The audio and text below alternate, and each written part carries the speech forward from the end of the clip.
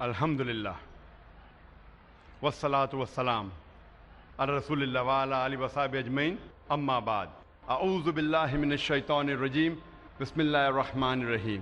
السلام علیکم ورحمۃ اللہ وبرکاتہ۔ اللہ سبحانہ و تعالیٰ کی برکت اور رحمت آپ سب پر ہو۔ آج کی تقریر کا موضوع ہے، کیا قرآن کو سمجھ کر پڑھنا ضروری ہے؟ آج ہم تحقیق کریں گے اکثر مسلمان قرآن مجید کو سمجھ کے کیوں نہیں پڑھتے۔ اکثر مسلمان یہ سمجھتے ہیں کہ قرآن مجید کو سمجھ کے پڑھنا صرف علماؤں کا کام ہے، یہ صرف عالم ہی قرآن مجید کو سمجھ کے پڑھ سکتے ہیں۔ اللہ تعالیٰ فرماتے قرآن مجید میں، جس آیت کی میں نے تلاوت کی تھی میرے تقریر کے شروعات میں، اللہ تعالیٰ 4 بار فرماتے ہیں ایک ہی سورے میں، سورہ قمر میں، سورہ نمبر 54، آیت نمبر 17، آیت نمبر 22، آیت نمبر 32 اور آیت نمبر 40 میں، وَلَقَدْ يَسَّرْنَا الْقُرْآنَ لِلذِّكْرِ فَهَلْ مِن مُدَّكِرٍ، کہ ہم نے قرآن کو آپ کو سمجھنے کے لیے آسان بنایا ہے، آپ کو یاد رکھنے کے لیے آسان بنایا ہے، تو کون آپ میں سے جو ہدایت نہ پائے؟ اللہ تعالیٰ فرماتے قرآن مجید میں کہ ہم نے قرآن مجید کو آسان بنایا ہے آپ کو سمجھنے کے لیے۔ تو آپ کن کی بات مانیں گے؟ آپ ان مسلمانوں کی بات مانیں گے جو کہتے ہیں کہ قرآن مجید کو سمجھ کے صرف علماء پڑھنا چاہیے، کہ اللہ سبحانہ و تعالیٰ کا کہنا کہ ہم نے قرآن مجید آسان بنایا ہے آپ کو سمجھنے کے لیے؟ اور اللہ تعالیٰ فرماتے سورہ بقرہ میں، سورہ نمبر 2، آیت نمبر 242 میں، لعلکم تعقلون، پھر کیا آپ نہیں سمجھیں گے؟ کئی بار اللہ تعالیٰ فرماتے پھر کیا آپ نہیں سمجھیں گے، مطلب قرآن مجید اللہ تعالیٰ نے نازل کیا ہے آپ کو سمجھنے کے لیے۔ اگر آپ کو قرآن مجید پڑھتے پڑھتے کوئی مشکل پیش آتی ہے تو اللہ تعالیٰ فرماتے ہیں سورہ نحل میں، سورہ نمبر 16، آیت نمبر 43 میں، اور سورہ انبیاء، سورہ نمبر 21، آیت نمبر 7 میں اللہ تعالیٰ فرماتے کہ اگر آپ کو کوئی مشکل آتی ہے تو آپ ان سے پوچھو جس کے پاس علم ہے، فَاسْأَلُوا أَهْلَ الذِّكْرِ إِن كُنتُمْ لَا تَعْلَمُونَ، اگر آپ کو سمجھنے میں کچھ مشکل پیش آتی ہے تو آپ ان سے پوچھو جس کے پاس علم ہے، یعنی عالموں سے پوچھو۔ اگر قرآن مجید میں سائنس کا ذکر ہوتا ہے تو آپ کس سے پوچھیں گے؟ آپ حجام سے پوچھیں گے؟ آپ پوچھیں گے سائنسدان سے، کیونکہ سائنسدان علم رکھتا ہے سائنس کے بارے میں۔ اگر قرآن مجید ذکر کرتا ہے میڈیسن کے بارے میں تو آپ کس سے پوچھیں گے؟ آپ پوچھیں گے ڈاکٹر سے۔ اگر قرآن مجید پڑھتے پڑھتے آپ کو کوئی مشکلات پیش آتی ہے، آپ جاننا چاہتے اس کے معنی یا جاننا چاہتے نزول قرآن، تو آپ ایک عالم سے پوچھیں گے جو 7 سال یا 14 سال دارالعلوم میں علم حاصل کیا ہے قرآن کے بارے میں۔ تو اگر قرآن پڑھتے ہوئے کچھ مشکلات پیش آتی ہے تو اللہ تعالیٰ فرماتے ہیں کہ ان سے پوچھو جو اس میدان میں علم رکھتے ہیں۔ اور مجھے یاد آ رہی ایک مثال پروفیسر کیت مور کے بارے میں، کہ سن 1980 میں، 1980 اور 1990 کے درمیان چند عربوں نے قرآن مجید میں جتنے حوالے ہیں ایمبریولوجی کے بارے میں، ایمبریولوجی ایک میڈیسن کا سبجیکٹ ہے۔ جب ماں کے پیٹ میں ایک بچہ پیدا ہوتا ہے اس کی سٹڈی کو کہتے ہیں ایمبریولوجی۔ ایمبریو مطلب جب ماں کے پیٹ میں بچہ ہوتا ہے شروع میں اسے کہتے ہیں ایمبریو، اس کے سٹڈی کو کہتے ہیں ایمبریولوجی۔ تو جتنی ایمبریولوجی کے بارے میں قرآن کے آیتیں ہیں اور حدیث ہے، ان عربوں نے اسے اکٹھا کیا اور اس کا ترجمہ کر کے پروفیسر کیت مور کے سامنے پیش کیا۔ پروفیسر کیت مور اس وقت سن 1980 میں دنیا کے سب سے بڑے ماہر تھے ایمبریولوجی کے، اور یونیورسٹی آف ٹورنٹو کینیڈا میں وہ head of the department of anatomy تھے۔ اور جب انہیں سارے ترجمہ پیش کیا تھے اور ان سے پوچھا گیا کہ آپ اس کے بارے میں کیا کہنا چاہتے ہیں، تو پروفیسر کیت مور نے ترجمہ پڑھنے کے بعد کہا کہ جتنے بھی آیتیں قرآن مجید میں اکثر جو ایمبریولوجی کے بارے میں ذکر کر رہی ہے وہ اکثر 100% صحیح ہے، لیکن چند آیتیں ہیں جو میں نہیں کہہ سکتا ہوں کہ صحیح ہے، نہ میں کہہ سکتا ہوں وہ غلط ہے کیونکہ میں خود بھی نہیں جانتا ہوں. اور دو ایسے آیتیں تھی جو پہلی دو آیتیں نازل کی گئی تھی سورہ اقرا میں، سورہ علق میں، آیت نمبر 1 اور 2، جہاں اللہ تعالیٰ فرماتے اقرا بسم ربک الذی خلق خلق الانسان من علق. پڑھو اللہ کے نام سے جس نے پیدا کیا، جس نے پیدا کیا انسان کو ایک خون کے لوترے سے جو لٹکتا ہے، جو جوک جیسا ہے. اللہ کا کے 3 معنی ہیں. ایک معنی ہے خون کا لوتڑا، ایک معنی ہے لٹکنا، اور تیسرا معنی ہے کہ لیچ لائک سبسٹنس، اردو میں کہیں گے جوک.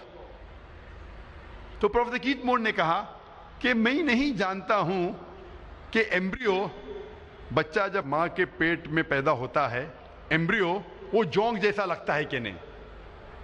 تو پروفیسر کیت مور نے اپنے لیبورٹری میں ایک پاورفل مائکروسکوپ کے اندر ایمبریو کو دیکھا اور سائیڈ میں اس نے جوک کی تصویر لی، اور وہ چونک گئے کہ آپس میں کتنے آئیڈینٹیکل تھے، وہ یکساں تھے. پروفیسر کیت مور کو تقریباً 80 سوالات پوچھے گئے تھے. قرآن اور حدیث میں جتنے بھی ایمبریولوجی کے بارے میں حدیث تھی اور آیتیں تھے، ان کو پوچھنے کے بعد پروفیسر کیت مور نے کہا اگر آپ یہ سوالات مجھے 30 سال پہلے پوچھتے، یعنی آج سے تقریباً 60 سال پہلے، تو شاید میں 50% سے زیادہ جواب دے نہیں پاتا، کیونکہ ایمبریولوجی ایک میڈیسن کا نیا برانچ ہے جو ابھی وجود میں آیا اور ابھی اس کے اوپر تحقیق ہو رہی ہے.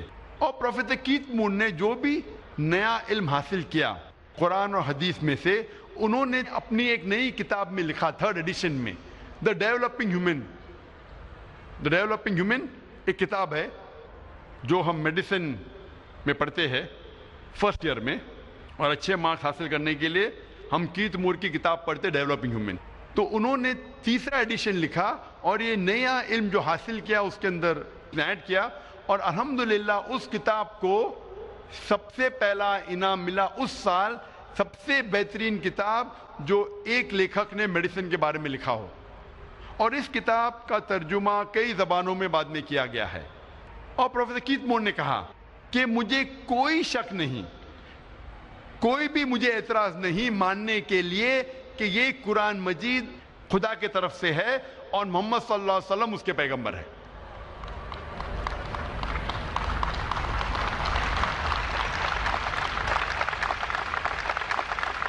جب بھی آپ کوئی ایک مشین لیتے ہیں تو اس کے ساتھ آتا ہے انسٹرکشن مینیول. انسٹرکشن مینیول مطلب اس مشین کو کس طریقے سے چلایا جاتا ہے اس کے اوپر ایک کتاب آتی ہے، انگریزی میں کہتے ہیں انسٹرکشن مینیول. مثال کے طور پہ اگر آپ DVD پلیئر خریدیں گے تو DVD پلیئر کے ساتھ آئیں گا انسٹرکشن مینیول.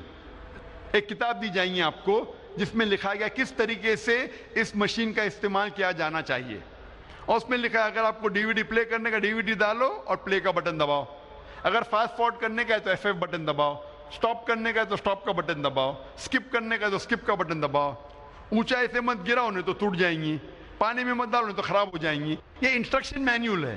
اگر آپ مجھے اجازت دیتے ہیں کہ انسان کو میں مشین کہوں تو آپ کو ماننا پڑے گا کہ سب سے پیچیدہ مشین دنیا میں وہ ہے انسان، اور جتنی پیچیدہ مشین اتنی ضرورت ہے انسٹرکشن مینیول کی. تو کیا اس انسان کے لیے انسٹرکشن مینیول نہیں ہے؟ جب چھوٹی مشین رہتی ہے تو انسٹرکشن مینیول آتا ہے. تو اگر آپ مجھے اجازت دیں گے انسان کو مشین کہنے کے لیے، آپ کو ماننا پڑے گا سب سے پیچیدہ مشین دنیا میں، کیا اس کے لیے انسٹرکشن مینیول نہیں؟ انسان کی آخری انسٹرکشن مینیول ہے یہ قرآن مجید انسانوں کی آخری انسٹرکشن مینیول ہے. ہمارے خالق، ہمارے رب اللہ سبحانہ و تعالیٰ نے انسان کے لیے کیا بہتر ہے، کیا فائدے مند ہے، کیا نقصان دہ ہے، یہ انسٹرکشن مینیول قرآن مجید میں لکھی ہے. جب سب سے پہلی بار آٹو موبائل گاڑی ہندوستان میں آئی تھی بہت سالوں پہلے، 50 60 یا 100 سال پہلے، سب سے پہلی بار جب گاڑی ہندوستان میں آئی تو لوگ گاڑی چلانا نہیں جانتے تھے. تو کمپنی کیا کرتی تھی؟ گاڑی کے ساتھ آپ کو ڈرائیور بھی دیتی تھی. جب گاڑی چلانا نہیں آتا ہے تو گاڑی کو لے کے کریں گے کیا؟ 50 یا 100 سال پہلے پہلی بار جب ہندوستان میں گاڑی آئی تو گاڑی کے ساتھ کمپنی ڈرائیور بھی دیتی تھی. تو ایک امیر نواب تھے جن نے ایک نئی گاڑی خریدا, گاڑی کے ساتھ کمپنی نے ڈرائیور بھی دیا. تو نواب ڈرائیور سے کہتے ہیں ایک دن گاڑی کو تیار کرو, مجھے بیگم صاحبہ کو شاپنگ کے لیے لے جانا ہے. تو ڈرائیور کہتا ہے نواب صاحب گاڑی خراب ہو گئی ہے. نواب صاحب تیش میں آ کے کہتے گاڑی کو فوراً صحیح کرو, مجھے بیگم صاحبہ کو شاپنگ کے لیے لے جانا ہے. تو ڈرائیور کہتا ہے کہ نواب صاحب گاڑی کو صحیح کرنے کے لیے مجھے 10 کلو شہد چاہیے, 20 لیٹر دودھ چاہیے, 30 کلو اصل گھی چاہیے اور 40 کلو رائس چاول, وہ بھی باسمتی چاول. تو نواب صاحب کیا کرتے؟ گاڑی کو صحیح کرنے کے لیے ڈرائیور کو 10 کلو شہد دیتے, 20 لیٹر دودھ دیتے ہیں, 30 کلو اصل گھی اور 40 کلو باسمتی چاول دیتے ہیں. یہ ڈرائیور سب چیز لے کے اپنے گھر میں اپنے بیگم کو دیتا ہے اور آدھے گھنٹے میں گاڑی تیار ہو جاتی ہے.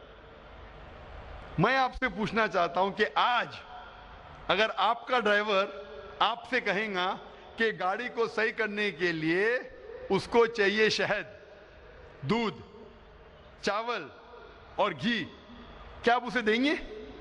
آپ کیا کریں گے؟ دیں گے؟ بھگا دیں گے, لات مار کے بھگائیں گے, کیونکہ آپ بھلے میکینک نہیں ہیں, آپ کم از کم اتنا تو جانتے گاڑی کے بارے میں کہ گاڑی دودھ پہ نہیں چلتی, شہد سے نہیں چلتی, چاول سے نہیں چلتی, گھی سے نہیں چلتی. آپ میکینک نہیں ہیں لیکن گاڑی کے بارے میں اتنا علم تو رکھتے. تو ہر مسلمان قرآن مجید کو سمجھ کے پڑھے گا تو کوئی بھی انسان آپ کو قرآن مجید سے بھٹکا نہیں سکے گا. آپ اگر قرآن مجید کو سمجھ کے پڑھیں گے تو کوئی بھی انسان آپ کو قرآن مجید سے دور نہیں کر سکے گا. آپ بھلے میکینک نہیں لیکن گاڑی کا اتنا علم تو رکھتے ہیں. اسی طریقے سے اگر ہم قرآن مجید سمجھ کے پڑھے, اگر گاڑی خراب ہو جاتی ہے تو آپ جاتے میکینک کے پاس. اسی طریقے سے قرآن مجید پڑھتے پڑھتے کچھ مشکلات پیش آتی ہے تو پھر آپ عالم کے پاس جاؤ, اس ماہر کے پاس جاؤ اس فن میں جس میں آپ کو مشکل ہے. لیکن اس کا مطلب نہیں کہ آپ اس نواب کی طرح بیوقوف بن جائیں گے. لوگ اکثر مثال دیتے ہیں لوگ کو قرآن مجید سمجھنے سے روکنے کے لیے. لوگ اکثر مسلمان مثال دیتے ہیں کیوں قرآن مجید سمجھ کے نہیں پڑھنا چاہیے, اور وہ کہتے ہیں کہ اگر آپ کے پاس کچا لائسنس ہے, آپ گاڑی چلانا صحیح نہیں جانتے اور کچے لائسنس کے ساتھ اگر آپ گاڑی کو ٹھوکتے ہیں تو آپ کو جو دنڈ پڑے گا, جرمانہ پڑے گا, وہ چھوٹا پڑے گا. اگر پکے لائسنس کے ساتھ, فل لائسنس کے ساتھ اگر آپ گاڑی کو ٹھوکیں گے جرمانہ ڈبل. اسی لیے جب کچے لائسنس کا گاڑی ٹھوکیں گے کم جرمانہ. اسی طریقے سے قرآن مجید کو سمجھ کے مت پڑھو, گناہ کریں گے تو کم سزا ملے گی. اگر قرآن مجید کو سمجھ کے پڑھیں گے اور گناہ کریں گے تو ڈبل سزا ملے گی. اسی لیے نہیں سمجھ کے پڑھنا اور گناہ کرنا اچھی بات ہے.